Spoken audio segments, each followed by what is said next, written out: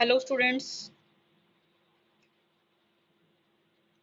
आज हम पढ़ेंगे market segmentation topic of fundamentals of marketing subject. ठीक है, तो यहाँ पे हमारा जो पेपर है फंडामेंटल ऑफ मार्केटिंग में सब्जेक्ट कॉमर्स के अंडर तो मार्केट सेगमेंटेशन। ठीक है, तो सबसे पहली बात बेटा जी हमें ये पता होना चाहिए कि क्या होता है मार्केट सेगमेंटेशन। फिर इसके अंदर हम क्या क्या पढ़ेंगे कि मार्केट सेगमेंटेशन का मीनिंग क्या है, डेफिनेशंस क्या हैं, फिर मार्केट सेगमेंटेशन और सेगमेंट में difference, objectives, development concept, method, basis, इस टाइप से हम ये सभी पॉइंट्स कंप्लीट करेंगे। ठीक है, it is a most important chapter for final exam point of view. ठीक है, कोशिश मतलब ऑलमोस्ट चांसेस होते हैं कि इस चैप्टर में से क्वेश्चन जरूर आता है। ठीक है, तो बड़े ध्यान से समझेंगे। तो सबसे पहली बात आती है बेटा जी मीनिंग ऑफ मार्केट सेगमेंटेशन कि क्या होता है मार्केट सेगमेंटेशन।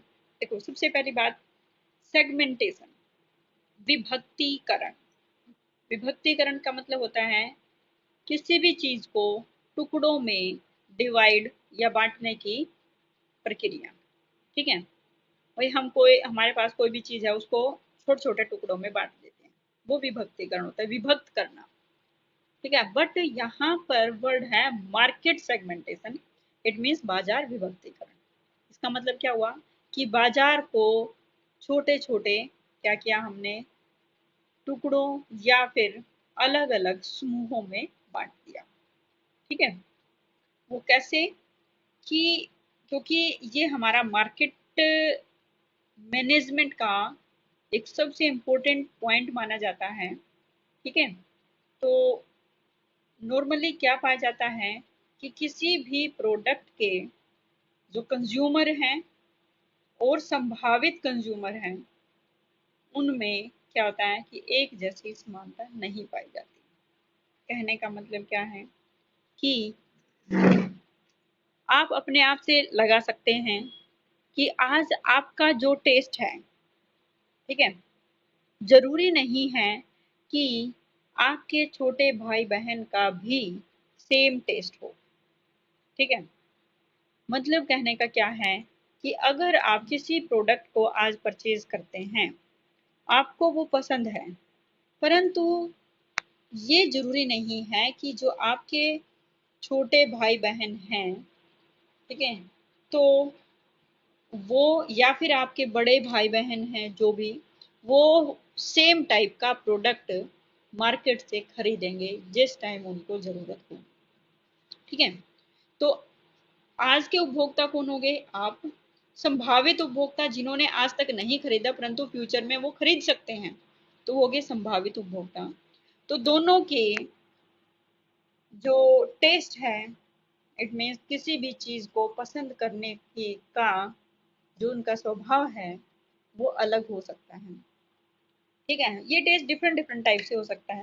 ये कैसे हो सकता है, उनकी आय के अकॉर्डिंग हो सकता है। इट मीन जो डिफरेंस पाया जाता है वो किस वजह से पाया जाता है, वो उनकी आय की वजह से हो सकता है, एज फैक्टर की वजह से हो सकता है, लिविंग स्टाइल इट मीन रहन सहन की वजह से हो सकता है, गुण और स्वभाव की वजह से अंतर पाया जाता है। इसी कारण से उत्पादक एक प्रकार के उपभोक्ता समूह के लिए एक प्रकार के प्रोडक्ट बनाएगा और दूसरे प्रकार के समूह उपभोक्ता समूह के लिए दूसरे प्रकार के प्रोडक्ट बनाएगा। ठीक है, मार्केट को हमने डिवाइड कर दिया। जस्ट लाइक आप सभी क्या हैं, स्टूडेंट हैं। मान लीजिएगा आप सभी क्या हैं, स्टूडेंट हैं, मतलब जो भी कॉलेज गोइंग स्टूडेंट है या स्कूल गोइंग स्टूडेंट है वो सभी एक टाइप से क्या है, स्टूडेंट है, परंतु सभी की कैटेगरी अलग अलग है। One first standard, second standard, third, fourth, fifth, ऐसे ही बीकॉम में हो जाते हैं final year, second year, first year.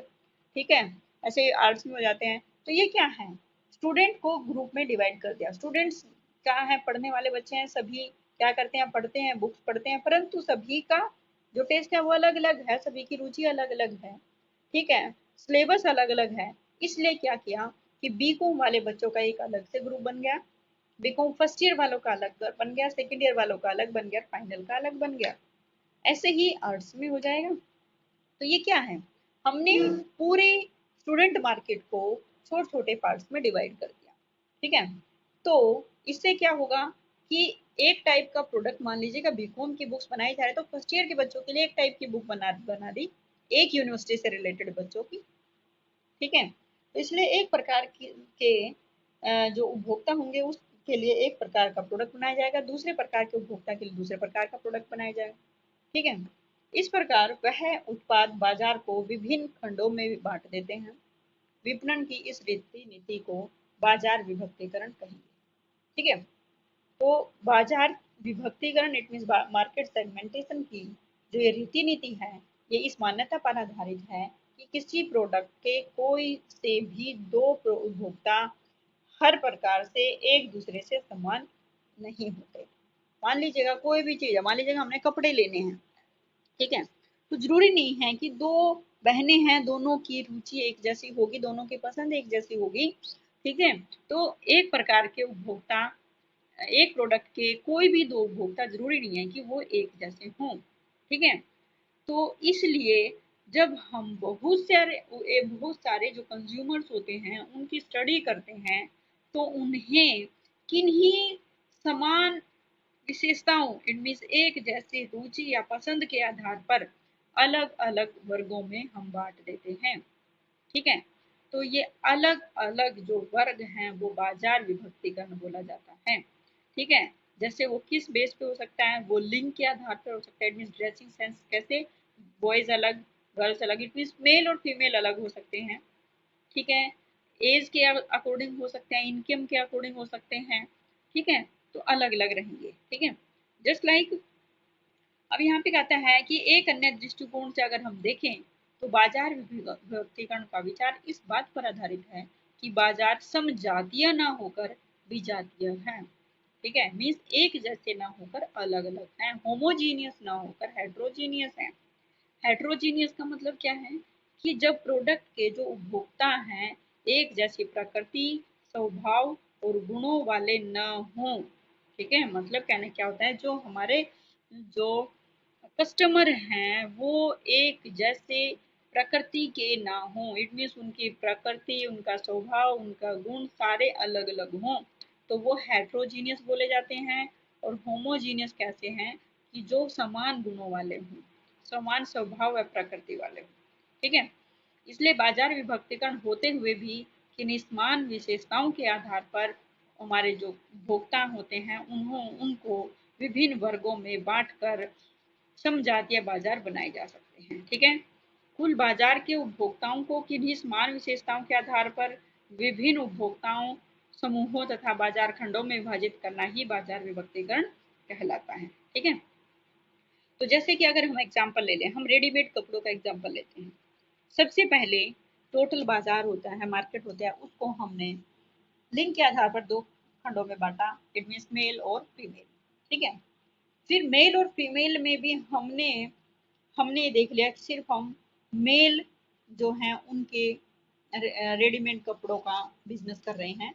मान लो जो हमारा मैन्युफैक्चरर होता है वो मेल जो वर्ग है उसका चुनाव करता है। फिर आगे जो मेल कैटेगरी आई उसको भी फर्दर डिवाइड कर दिया, इसमें इन्फेंट बिल्कुल छोटे बच्चे, यंग, ठीक है, अडल्ट और ओल्ड एज में। ठीक है, फिर उसके बाद क्या हुआ कि इनमें से भी फिर उनको फर्दर कैटेगराइज कर दिया। इन्फेंट मेल में से फिर हम छोटे बच्चे, young, it means all type of male के कपड़े लेते हैं। आफ्टर दैट फिर किस इनकम ग्रुप के मेल ड्रेसेस हैं, ऑल टाइप ऑफ कैटेगरी ले दी। उसके बाद high income group, middle income group और लो इनकम ग्रुप। ठीक है, फिर उसके बाद भी जो मेल के जो ड्रेसेस हैं उनमें क्या क्या होंगे आपके पास। ठीक है, रेडीमेड जो गारमेंट्स होंगे वो कौन कौन से होंगे, T shirts, shirts, pants, jeans, trouser और नाइट सूट। तो ये क्या किया हमने, कैटेगरी मतलब अपना जो टोटल हमारा ग्रुप था उसको डिवाइड कर दिया मेल और फीमेल में। ठीक है, फिर उसको आगे फर्दर कैटेगराइज करते चले गए। तो जो ये हमने उनको अलग अलग वर्गों में बांटा तो ये क्या है, बाजार विभक्तीकरण। ठीक है, समझ आया पॉइंट बेटा यहाँ तक। जी नेक्स्ट पॉइंट, फिर डेफिनेशन ऑफ मार्केट सेगमेंटेशन। वही देखो, ए रॉबर्ट क्या कहते हैं, बाजार विभक्तिकरण किसी उत्पाद के बाजार की विभाजित करने की रीति नीति है जिससे कि उस पर विजय प्राप्त की जा सके। किस पर विजय प्राप्त की जा सके? मार्केट पर। मार्केट मीन्स मार्केट पे विजय प्राप्त करने का मतलब है कि मार्केट के ज्यादा से ज्यादा हिस्से पर अपना मतलब कवरेज बनाई जा सके। इट मीन्स अपने प्रोडक्ट को मार्केट में ज्यादा से ज्यादा बेचा जा सके। ठीक है। नेक्स्ट पॉइंट आता है जस्ट लाइक, फिलिप कोटलर क्या कहते हैं, एक बाजार को समान प्रकार के उपभोक्ताओं की उपजातियों में विभाजित करने को बाजार विभक्तिकरण कहते हैं। एक प्रकार के उपभोक्ता, एक प्रकार के उपभोक्ता मेल हो गए, उनकी उपजातियां बना दी। ठीक है, infant, young, adult, old age. ठीक है, और भी उपजातियां बना दी। इट मीन्स एक तरह से प्रोडक्ट लाइन तक ले गए हम उनको, जिससे कि किसी भी उपजाति को चुना जा सके और उसे बाजार लक्ष्य बनाकर विशिष्ट विपणन मिश्रण के साथ उस तक पहुंचा जा सके। इससे ऊपर अगर हम जाए ना बेटा जी वापस, ठीक है, ध्यान से देखो एक बार। सबसे पहले उन्होंने मेल और फीमेल में डिवाइड किया। उसके बाद मान लो वस्त्र निर्माता ने पुरुष को चुना। इस वर्ग को आयु के आधार पर अलग अलग वस्त्रों की आवश्यकता होती है, अतः पुरुष वस्त्र बाजार को आयु के आधार पर हम अलग अलग खंडों में बांट दिया। फिर मान लीजिएगा उनमें से भी हम वस्त्र निर्माता युवा अर्थात बड़े बच्चों के रेडीमेड कपड़े बनाने का निर्णय लेता है। इट जो इन्फेंट, यंग, अडल्ट और ओल्ड एजर हैं, उनमें से सिर्फ और सिर्फ किसके, अडल्ट के और यंग कपड़े ही बेचना पसंद करते हैं। ना तो वो इन्फेंट लेते, ना वो ओल्ड एज लेते। बीच वाली जो दो कैटेगरी है इस टाइप के कपड़े बेचना चाहते हैं। फिर अब उन दोनों कैटेगरी को भी आगे फिर इनकम के बेस पे कर दिया। हाई इनकम वाले कपड़े होंगे, high income group, it means rich family के जो पर्सन है वो परचेज कर सके। इट मीन्स हाई क्वालिटी के कपड़े होंगे, मिडिल क्वालिटी के होंगे, लो क्वालिटी के होंगे। ठीक है, तो इसलिए अलग अलग बेसिस पे हमने उनको डिवाइड कर दिया। ठीक है, तो ये इन्होंने यही कहा है कि जिससे कि किसी भी उपजाति को चुना जा सके। मिस फिलिप कोटलर की जो डेफिनेशन है उसमें उन्होंने लिखा जिससे किसी भी उपजाति को चुना जा सके। हमने उपजाति चुन ली क्या, यंग और अडल्ट को चुन लिया। ठीक है, और उसे बाजार लक्ष्य बनाकर, इट मीन्स यंग और अडल्ट को ही हमने टारगेट बनाया और उन्हीं के कपड़ों की हमने सेल करना स्टार्ट की और फिर उसके अकॉर्डिंग हमने अपने मार्केट पे पूरा कैप्चर किया। That is segmentation. ठीक है, देखो अगला मार्केटिंग, अमेरिकन मार्केटिंग एसोसिएशन क्या कहती है, बाजार विभक्तिकरण से अभिप्राय एक विजातीय बाजार के सापेक्षिक समजातीय लक्षणों वाले एक विजातीय बाजार। विजातीय बाजार क्या था, मेल फीमेल थे, उनमें से सापेक्षिक समजातीय लक्षण, समजातीय लक्षण मेल ले लिए, उसे छोटे उपभोक्ता खंडों में, छोटे छोटे पार्ट्स में डिवाइड कर दिया, यंग और अडल्ट में। ठीक है, जिससे कि फर्म संतुष्ट कर सकती है। मीन्स वो पूरी मार्केट में हर टाइप के कपड़े नहीं बेच सकती कि उसमें यंग के भी बेच दे, ओल्ड एजर के भी, इन्फेंट के भी और अडल्ट के भी। फिर तीनों टाइप की category, high level, middle level, मतलब हर एक कस्टमर को वो सेटिस्फाई नहीं कर सकती। तो वो सिर्फ और सिर्फ अपने प्रोडक्ट के अकॉर्डिंग ही मार्केट का सेगमेंटेशन करती है कि हमारा प्रोडक्ट किस क्वालिटी का है, हमें किस कौन कौन से प्रोडक्ट हम सेल कर सकते हैं, सिर्फ उसके अकॉर्डिंग ही मार्केट को बांटती है। ठीक है, बेटा जी ये होता है मार्केट सेगमेंटेशन। आगे देखिए, difference between the market segmentation and market segment. देखो difference between segmentation and market segment. देखो दोनों में डिफरेंस कैसे। मार्केट सेगमेंटेशन क्या है, एक ऐसी प्रक्रिया जिसके माध्यम से बाजार को विभिन्न खंडों में बांटा जाता है, जबकि मार्केट सेगमेंट वर्ड यूज किया है तो इट मींस बाजार का एक हिस्सा। ठीक है, हिस्सा कैसे, देखो कुल बाजार का एक ऐसा भाग जिसमें उपभोक्ताओं के क्रय व्यवहार में लगभग समानता पाई जाती है। ठीक है, जैसे हमने पूरी मार्केट को 4 पार्ट्स में डिवाइड किया, यंग, अडल्ट और इन्फेंट और ओल्ड एज। ठीक है, उनमें से हमने दो कैटेगरी ली, यंग और अडल्ट। तो यंग एक अलग से मार्केट सेगमेंट हो गया और अडल्ट अलग से मार्केट सेगमेंट हो गया। समझ गए। तो इसलिए हमने देखना है कि मार्केट सेगमेंटेशन का एक पार्ट है जिसमें उपभोक्ताओं के क्रय व्यवहार में लगभग समानता पाई जाती है। बाजार विभक्तीकरण एक ऐसी प्रक्रिया है जबकि बाजार खंड इसका परिणाम है। It means market segmentation process है और मार्केट सेगमेंट एक रिजल्ट है। समझ आ गई बात। एक्टिविटीज ऑफ मार्केट सेगमेंटेशन क्या रहेंगी? इसमें मार्केट सेगमेंटेशन की जो एक्टिविटी है, सबसे पहला है फिलिप कोटलर क्या कहते हैं, वही same sorry objectives not activities. Objectives क्या है? बाजार विभक्तीकरण का उद्देश्य है ग्राहकों के मध्य पाए जाने वाले अंतरों का पता लगाना और ताकि उनमें से उसमें चयन करना और उनका विपणन करना संभव हो सके। ठीक है, देखो आगे कहते हैं निम्न कौन कौन से ऑब्जेक्टिव्स हो सकते हैं। सबसे पहला हो जाता है समजातीय वर्गों में बांटना। हमने उपभोक्ताओं की उनकी समान प्रकृति स्वभाव और गुणों के आधार पर बांट दिया, जिससे कि हम हर एक वर्ग के लिए अलग से एक मार्केटिंग प्रोग्राम बना सकें। ठीक है, अडल्ट के लिए अलग बना सकें और जो हमारे यंग हैं उनके लिए अलग से प्रोग्राम बना सकें। उसके बाद आइडेंटिफाइंग प्रायोरिटीज, वरीयताओं का पता लगाना। उपभोक्ताओं की रुचियों, इट मीन्स उनकी क्या क्या प्रायोरिटीज हैं, उनकी इंटरेस्ट, उनकी परचेज हैबिट्स, ठीक है, आवश्यकताओं का पता लगाना विभक्तीकरण का मेन ऑब्जेक्टिव होता है, जिससे वो निर्धारित कर सके कि क्या सभी उपभोक्ताओं के लिए एक जैसा मार्केटिंग एफर्ट्स उपयुक्त होंगे या फिर नहीं। नेक्स्ट होगा क्षेत्रों का पता लगाना। बाजार विभक्तीकरण का तीसरा उद्देश्य यह पता लगाना होता है कि किन क्षेत्रों में विपणन प्रयास करने पर नए उपभोक्ता बनाए जा सकें, जिससे उत्पाद के विक्रय में वृद्धि हो सके। ठीक है, नेक्स्ट होगा क्रय संभावना का पता लगाना। बाजार विभक्तीकरण का चौथा उद्देश्य है विभिन्न उपभोक्ताओं की क्रय संभावनाओं का पता लगाया जाता है, जिससे कि हम मार्केट के टारगेट को पूरा कर सकें। ठीक है, निर्धारित कर सके कि हमारा मार्केटिंग का जो टारगेट है वो क्या रहेगा। नेक्स्ट होगा कंज्यूमर ओरिएंटेड। पूरे मार्केट को हम विभिन्न खंडों में विभाजित करना, फिर किसी एक खंड का चुनाव करना और फिर उस खंड की आवश्यकताओं के अनुसार प्रोडक्ट बनाना और मार्केटिंग करना, ये सारी चीज़ें ऑर्गेनाइजेशन को कंज्यूमर ओरिएंटेड बनाती हैं, क्योंकि कंज्यूमर को ही टारगेट बनाया जाता है। हमने देखना है पहले हमें कंज्यूमर कौन है, उनके सेगमेंटेशन क्या रहता है, उनकी आवश्यकताओं का पता लगाया जाता है, उसके अकॉर्डिंग प्रोडक्ट बनाया जाता है। तो ये सारी चीज़ें कंज्यूमर के इर्द गिर्द घूम रही हैं, इसलिए ये एक तरह से कंज्यूमर ओरिएंटेशन प्रोसेस हो जाती है। ठीक है, नेक्स्ट आता है रीजंस क्या रहेंगे for the development of market segmentation. वही पॉइंट बेटा जी कि उपभोक्ता अभिमुखी धारणा कि कोई भी कार्य किया जाता है कंज्यूमर को ध्यान में रख करके किया जाता है। नेक्स्ट होता है टेक्निकल एडवांसमेंट, क्योंकि आज का टाइम क्या है, टेक्निकल एडवांसमेंट और औद्योगिक उन्नति के कारण जो हमारे प्रोडक्ट हैं उनका निर्माण करने वाली जो इकाइयां हैं, अपने प्रोडक्ट का प्रोडक्शन करने में छोटे पैमाने पर भी उसी लागत पर कर सकती हैं जिस पर वह बड़े पैमाने पर उत्पादन करती थी।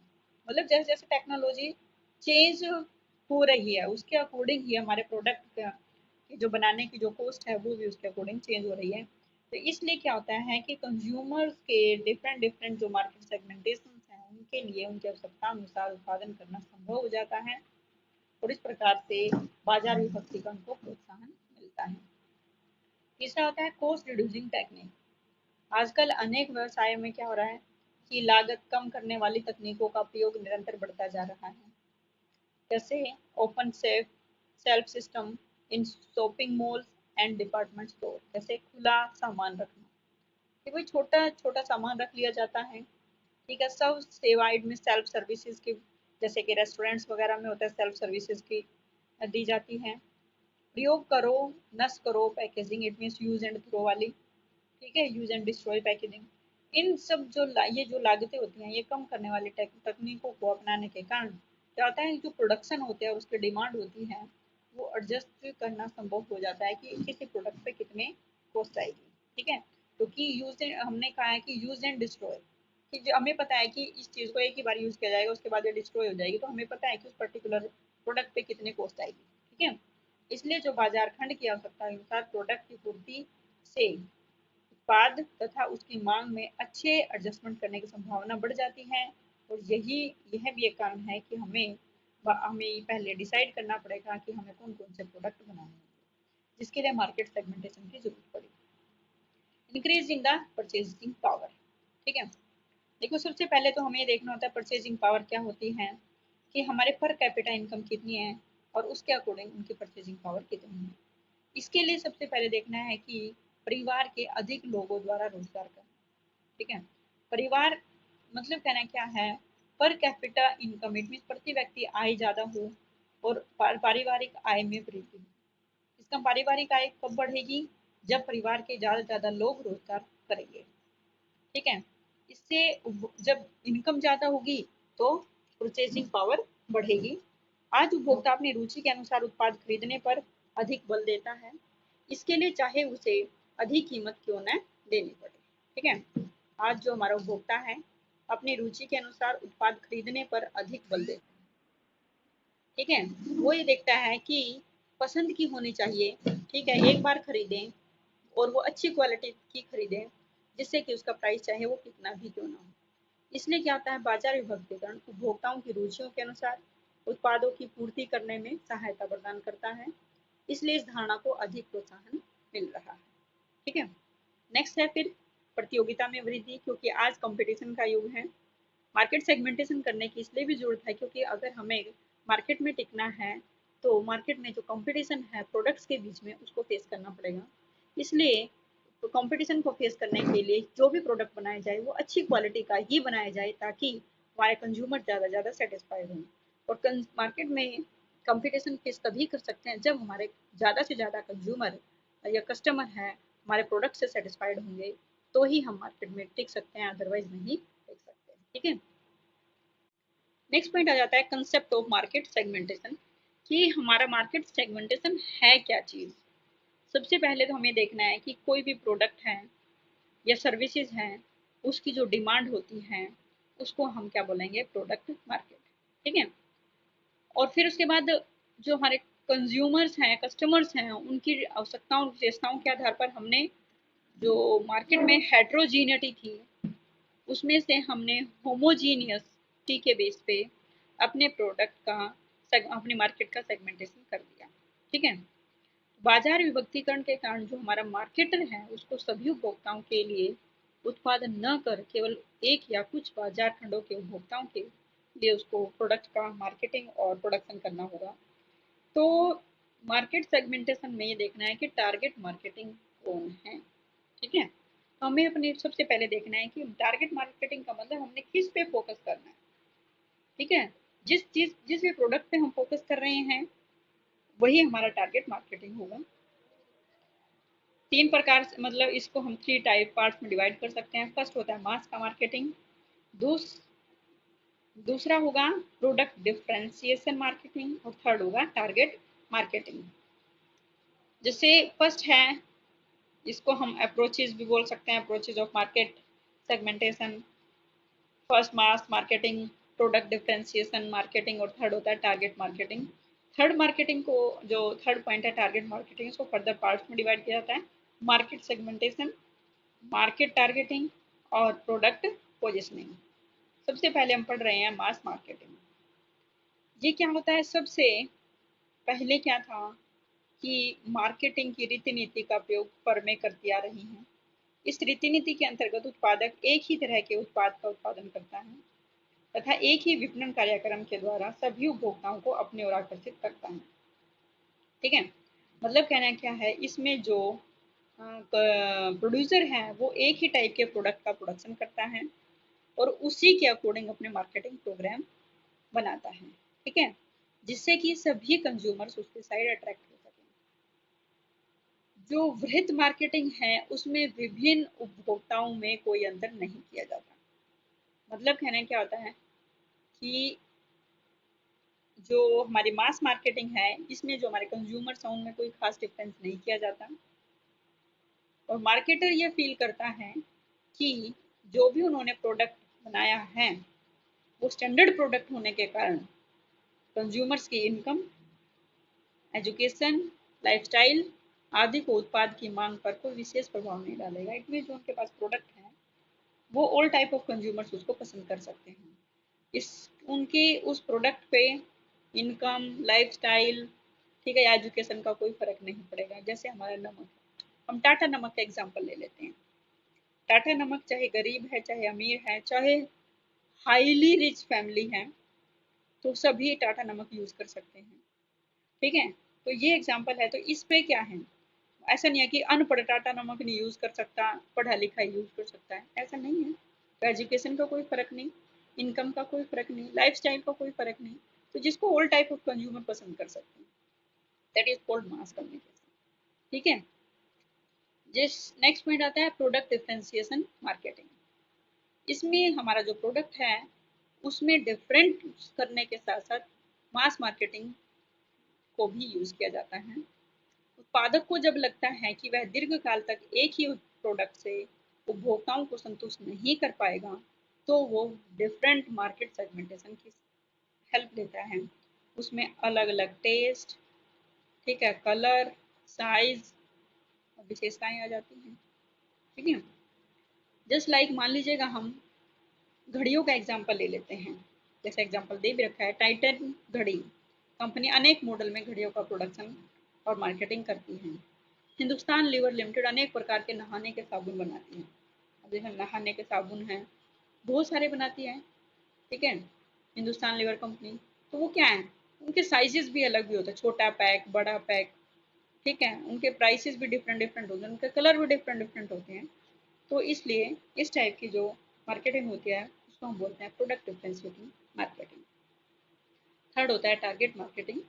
प्रोडक्ट के जो कुल मार्केट है उसको उपभोक्ताओं की विशेषताओं के आधार पर विभिन्न खंडों में विभाजित कर दिया जाता है। इनमें से किसी एक अथवा कुल बाजार खंडों का चुनाव कर उनकी आवश्यकता के अनुसार उत्पादन किया जाता है।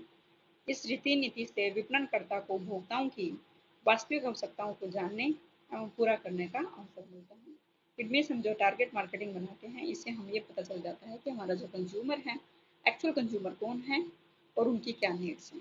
ठीक है, जैसे कार हैं, कार का एग्जांपल लेते हैं। कार है हमारी अलग अलग टाइप की होती है, छोटी कार, बड़ी कार, लग्जरी कार। ठीक है, तो इसलिए हमने कहा कि मार्केट सेगमेंट जो हमारा टारगेट मार्केटिंग है इसके 3 पार्ट्स हो जाते हैं।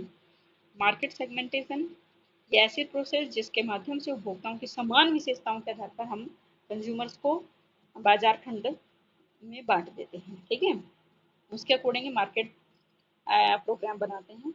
तो दूसरा आता है मार्केट टारगेटिंग। इसमें क्या है, विभिन्न हमारे जो बाजार खंड हैं उनमें से किसी एक अथवा कुछ खंडों का चुनाव कर लेते हैं, जिसमें विपणनकर्ता विपणन प्रयास करने के लिए सोचता है। ठीक है, क्या कहता है, जिसमें हमारे जो मार्केट सेगमेंटेशन बना है उनमें से किसी एक अथवा कुछ खंडों का चुनाव कर लेते हैं। जैसे हमने कहा मार्केट सेगमेंटेशन हमने किया high income group, middle income group, low income group. तो हम हाई इनकम ग्रुप के प्रोडक्ट बेचते हैं, तो बेसी बात है वो हमारा बाजार खंड का एक पार्ट हो गया, तो मार्केट टारगेटिंग होगी। तीसरा होता है प्रोडक्ट पोजिशनिंग। इसके अंतर्गत विपणन करता चयन किए गए बाजार खंड में जो हमने मार्केट टारगेटिंग की है, ठीक है, उसकी आवश्यकताओं का पता लगाया जाएगा और पता लगाकर उसके अनुरूप प्रोडक्ट अथवा मार्केट कार्यक्रम तैयार किए जाएंगे। समझ आ गई बात, क्लियर हुआ? ठीक है, यस।